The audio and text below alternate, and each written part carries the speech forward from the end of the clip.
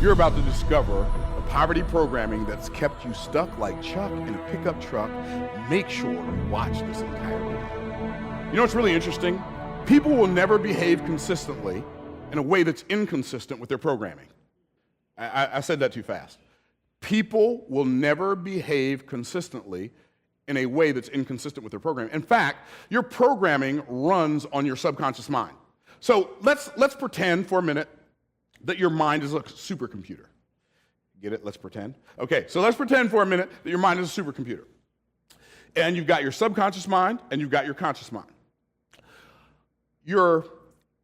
In a computer, you have to have an operating system. What is an operating system? An operating system is the main software of a computer that tells that computer what other software programs it can and cannot run. The problem with our supercomputer of our mind is most of us, we did not choose our operating system.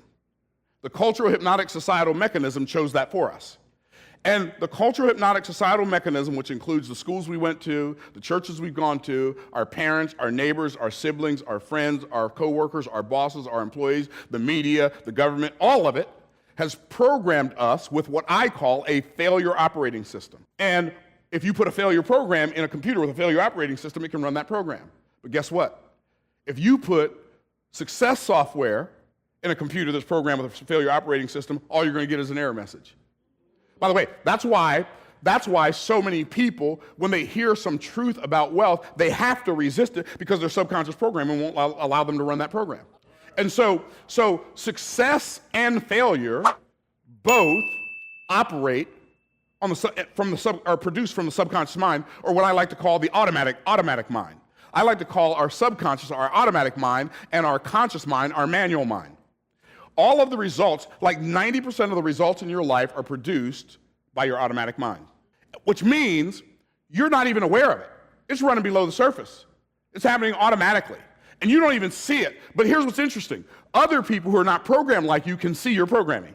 How many of y'all picking up what I'm putting down? And see, what happens is when we hear some truth that's unfamiliar to us, the first thing we do is we resist it because, well, that can't be true, because that doesn't go along with my paradigm. Because people will never behave consistently in a way that's inconsistent with their programming. But here's what's interesting. I don't know if y'all can remember back in the 80s, late 80s, when you'd have like the 8086 computer and the 8088s, and you had the floppy drives, and they came out with a new software system for the computer. Came out with a new operating system. You had to uninstall the old operating system, which usually took a couple of hours, and then you had to keep putting these floppy disks in and taking one out, putting one in, taking one out, putting one in, and it took a long time to reprogram the operating system of that computer. Does anybody remember those days? Okay, good. A couple of us are old enough to remember those days. Okay, and so what happened is they'd make new software, but the new software wouldn't run on the old operating system, right? And so you had to pick a day where, okay, I'm gonna have to uninstall this operating system, and then I'm gonna have to set an alarm to wake up in the middle of the night and keep on putting these disks in so I can use my computer tomorrow. Well, the same way it took a long time back then to uninstall an operating system and reinstall a new one. It takes a long time for most people to uninstall their failure operating system and install a success operating system. That's why you have to stay plugged into information and content that is reprogramming you, because eventually, here's what's going to happen. I promise you, you see somebody, how many of y'all notice that when you see somebody who's really, really good at something, they're really, really good, they make something so complex look effortless? Like, Michael Jordan was so much better than everybody else when he was in the NBA. When he played basketball, he made it look effortless. Tiger Woods made making birdies and eagles look like he was playing with a child's toy. Why? Because they had a totally different operating system going. But see, operating systems don't just affect us in sports, they affect us in every aspect of our lives. They affect us in our finances, they affect us in our businesses, and what happens is we resist because it's uncomfortable to uninstall that old programming. You know why it's uncomfortable? Because grandmama gave it to me. It's uncomfortable because mama gave it to me, because daddy gave it to me, because my uncle Sam gave it to me, and my Aunt Susie gave it to me. And so I don't want to take it out. My favorite teacher gave it to me, and my pastor gave it to me, and the deacon gave it to me. And we have all of this programming that's not serving us and not giving us the ability to serve anybody else. But guess what? Did you ever notice that people who are failing like miserably, they make that look effortless? No, I'm not trying to be funny. They're not saying, I'm just going to wake up and mess up my life today. It's just all the moves they do that day just mess up the whole day. Why? It's their programming. And now watch this. This poverty programming, like you have been programmed to be broke. The cultural, hypnotic, societal mechanism has programmed you to be sick, broke, misinformed, and fearful.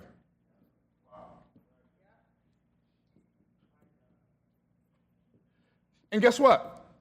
As long as you are running this program, you're going to be sick, broke, misinformed, and fearful. Either one of those things or all of those things. Why does the cultural hypnotic societal mechanism want us sick, broke, misinformed, and fearful? Because people who are sick, broke, misinformed, and fearful are easier to control than people who are healthy, wealthy, well-informed, and courageous.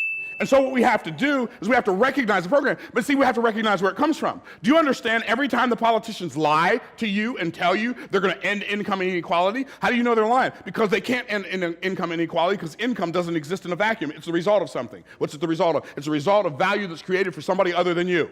So until you eliminate value creation inequality, you can't eliminate income inequality. They're lying. The government wants you to think that businesses that are successful because the owners of those businesses are evil.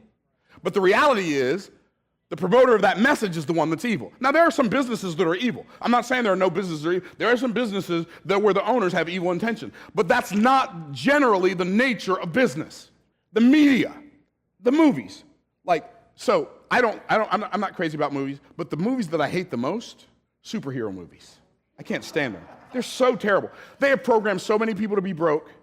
Say, what do you mean? Like you never even thought about that before, right? See, they started programming you when you were a little kid. Anybody remember this guy named Superman, right? Superman. You remember who he was, right? He was an adopted poor little orphan from another planet. Who was his arch enemy? Lex Luthor. What was he? Multimillionaire. Subconsciously. They don't have, see, do you understand that every time a story is being told, it's being told on two levels? There's the covert story. That's the part that talks to your head. It's only there to distract you. And the overt story, that's the part that talks to your heart. It's there to program you. Okay, what about Spider-Man? Oh, another poor little orphan. Raised by his aunt and uncle. Oh, who's his arch enemy? Oh, that's right, the Green Goblin. He wasn't a multimillionaire. He was a multi-billionaire. They're always associating wealth with evil. And I know what you're thinking. See, I already know what you're thinking because I'm a mind reader. You're thinking, but Batman was rich? How many of y'all were thinking that? See, I knew it. I knew you were thinking. See, you got to get up early in the morning. You're going to catch me on that one. You're right. Batman was rich, but he's the only superhero with no superpowers. Now, which one would you rather do? Have a cool car or just fly? Okay, I can't even go there yet. I can't go there yet, but I will. I'll touch on it since you brought it up. Okay, just be ready. Okay. So I know the other thing you're thinking. Yeah, but Iron Man's rich. Don't you? I'm reading your mind. I already told you. But watch this. Iron Man is a narcissistic jerk who takes advantage of everybody and walks on everybody. So if they make a superhero that's rich, they always give them an undesirable character trait. What about the Black Panther? See, here's what the enemy did with the Black Panther. Black people, we felt so disenfranchised that, unfortunately, far too many of us, just because something's black, we want to go with it. But see, here's the problem I had with the Black Panther.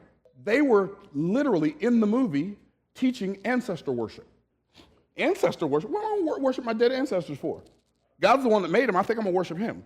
Black Panther was cool. He was rich, he was cool, he was smart, he could fight, he did all that.